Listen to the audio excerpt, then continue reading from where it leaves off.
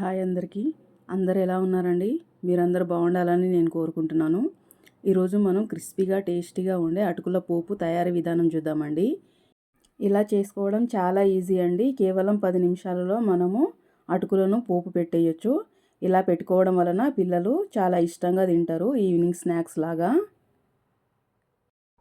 Stove పైన కడాయి పెట్టి stove సిమ్లో పెట్టి అందులో ఒక బౌల్ అటుకులు వేసుకోవాలండి. ఆ అటుకులను ఇలా నెమ్మదిగా కదుపుతూ కిందికి పైకి వేస్తూ ఇలా క్రిస్పీగా అయ్యే వరకు వేయించుకోవాలి. మధ్య మధ్యలో చెక్ చేసుకోవాలండి. అటుకులను ఒకసారి ఇలా చేతిలోకి తీసుకొని ఇలా నలిపేస్తే పొడిగా అవ్వాలండి. అలా క్రిస్పీగా అయ్యే వరకు వేయించి పక్కకు తీసి పెట్టుకోవాలి. ఇప్పుడు అదే కడాయిలో 2 టీ స్పూన్లు ఆయిల్ వేసి అందులో ఒక కప్పు పల్లీలు వేసి ఆ పల్లీలను ఇలా కలుపుతూ మంచిగా వేగే వరకు వేయించుకోవాలండి. చూసారు కదా, పల్లీలు ఇలా కలర్ చేంజ్ అయినాయి. ఇలా కలర్ చేంజ్ అయ్యి వేగే వరకు వేయించి ఈ పల్లీలను పక్కకు తీసి పెట్టుకోవాలి.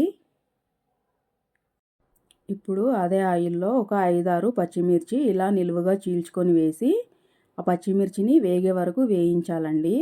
కలుపుతూ ఇలా వేయించుకోవాలి. ఇలా కలపడం వలన పచ్చిమిర్చిలోని కారం అంతా ఆయిల్లోకి రిలీజ్ అవుతుందండి.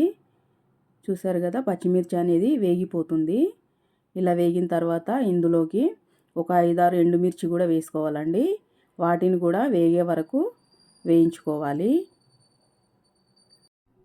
ఇలా కలుపుతూ ఆ ఎండుమిర్చి కూడా వేగిన తర్వాత అందులోకి ఫ్రెష్గా కడిగి పెట్టుకున్న ఒక కప్పు వరకు కరివేపాకు వేసుకోవాలండి. ఈ కరివేపాకు కూడా క్రిస్పీగా అయ్యే వరకు ఇలా వేయించుకోవాలి. కరివేపాకు ఎంత వీలైతే అంత ఎక్కువగా వేసుకోండి.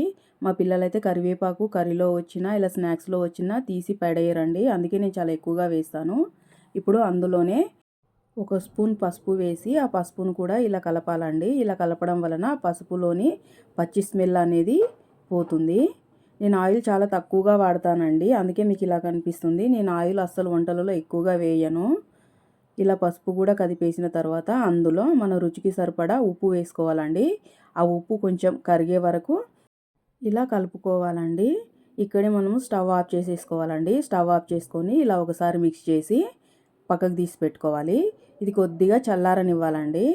చల్లారిన తర్వాత అందులో మనం ముందుగా వేయించి పక్కకు పెట్టుకున్న పల్లీలు అలాగే అటుకులు కూడా వేయాలండి.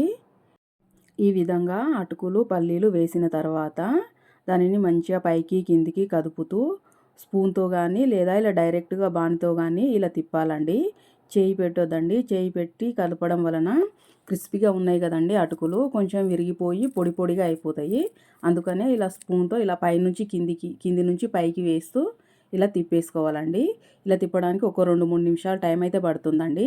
ఇలా జాగ్రత్తగా కింది నుంచి పైకి తిప్పేస్తూ ఇలా పసుపు అంతా అన్నిటికీ మంచిగా పట్టే విధంగా కలిపి పెట్టుకోవడమేనండి.